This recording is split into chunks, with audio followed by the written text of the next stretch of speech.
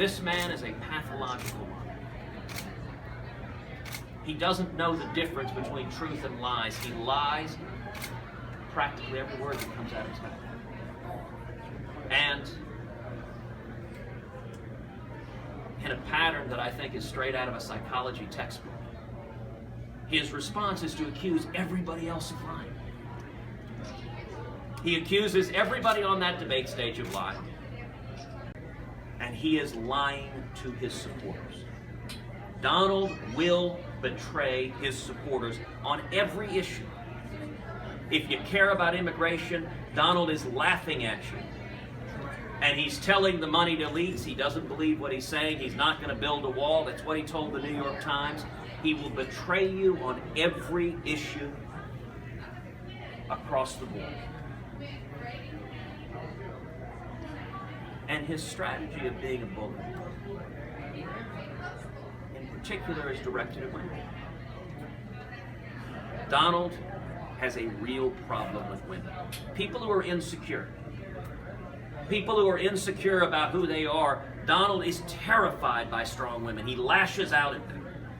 Remember, this is the same Donald Trump who last week here in Indiana proudly touted the endorsement from Mike Tyson, a convicted rapist who served 3 years in prison here in Indiana for raping a 17-year-old girl.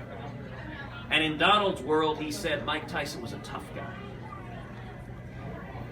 I don't think rapists are tough guys. I spent a lot of years in law enforcement dealing with rapists.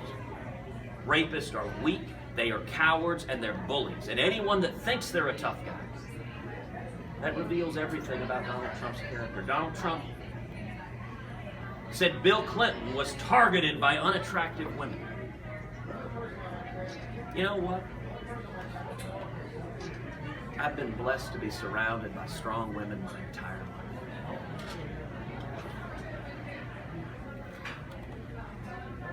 Today is voting day here in Indiana. The President of the United States has a bully pulpit unlike anybody else. The President of the United States affects our culture.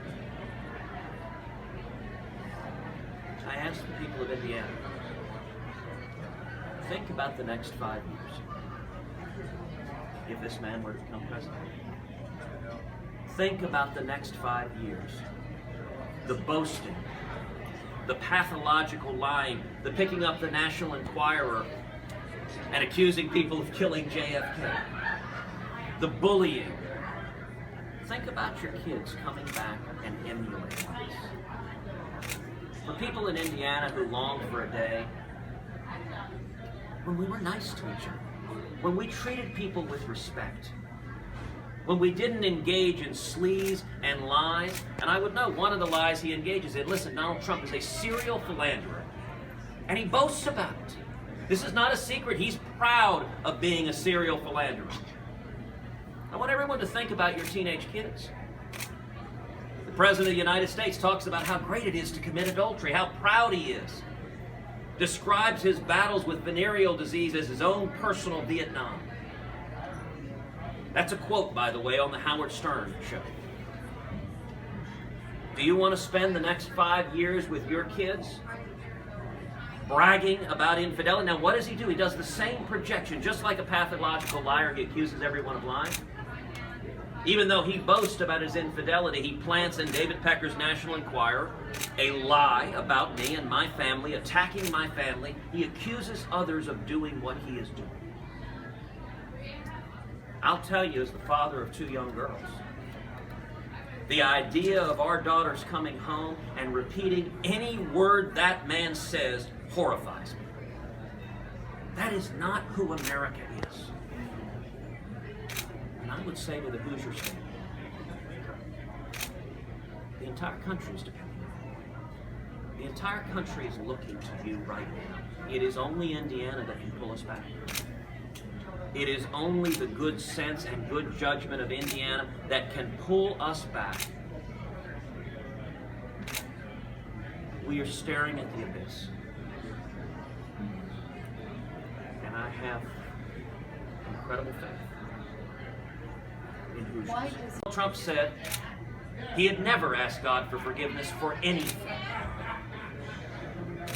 I want want you to think about that. What does that say about a person? I've asked God for forgiveness 3 times today.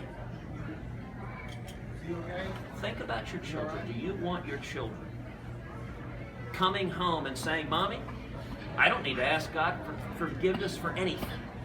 Why? Because Donald Trump doesn't. And if he doesn't, and everyone likes him, all the media praises him, I don't need to either.